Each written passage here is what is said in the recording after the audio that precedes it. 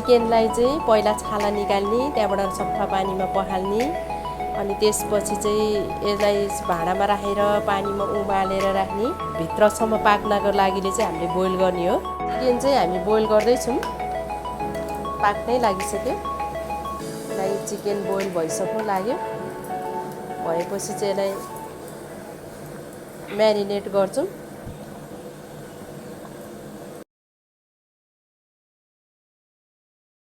Chicken boil भइसक्यो। Marinate गर्नको लागि चाहिँ कर्नफ्लावर अनि यो अन्डा राख्छौँ हामीले। त्यहाँबाट अदुवाको पेस्ट, जिराको धुलो, बाह्र मसला, हल्दी, रातो खुर्सानी, नुन, अनि यो कागती, अनि यो हल्का यसको यो कलरको लागि यो रेड कलर, अनि यसमा चिकन मसला पनि। पहिला कर्नफ्लावर हाल्दैछौँ, त्यसपछि नुन राख्दैछु हल्का यसलाई ठिक्क हुने तरिकाले। त्यसपछि जिराको धुलो, त्यसपछि हल्दी राख्दैछु,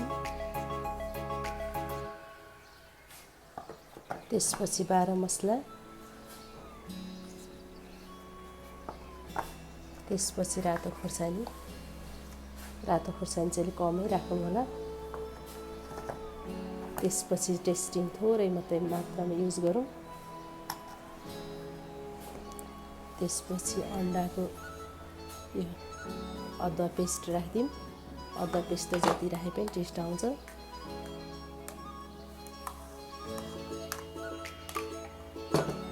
त्यसपछि यो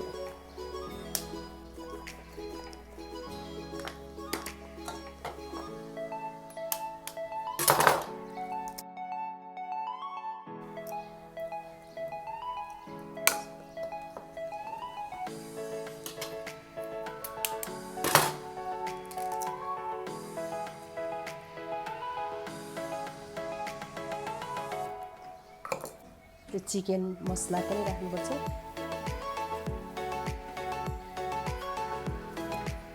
त्यसलाई राम्ररी घुम्ने।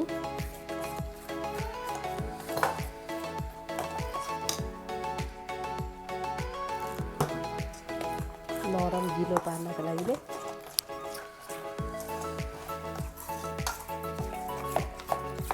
अनि कागती पनि राखिदिउँ। यसलाई हल्का टेस्ट आउँछ कागती राख्यो भने।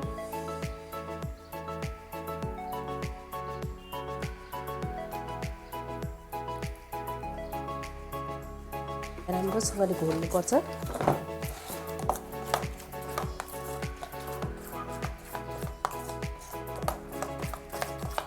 यसलाई अब चिकन तयारी छ, चिकनमा लगाउनुपर्छ राम्रोसँगले।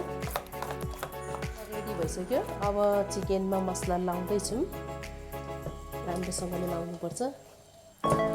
यसलाई एकछिन लाएर राख्नुपर्छ।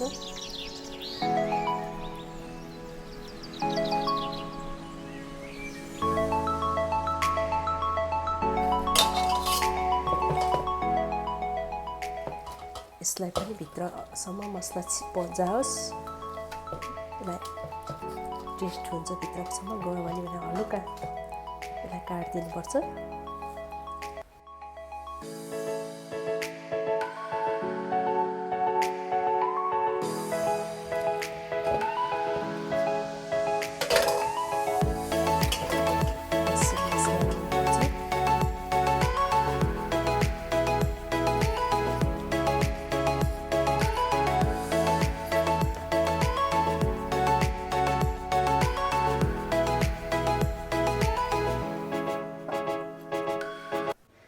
चिकन चाहिँ आधी घन्टा भइसक्यो म्यारिनेट गरेर राखेको। अब यसलाई फ्राई गर्ने।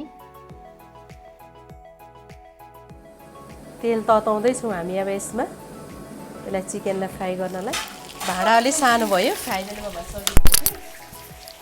यो कराही भएर चाहिँ तेल बाहिर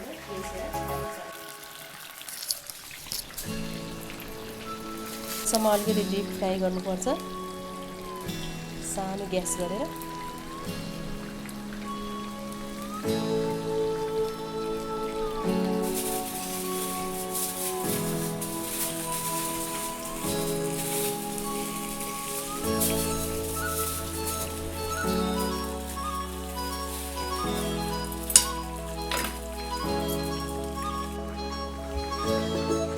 त्यसलाई अब हामी निकाल्दैछौँ हामी।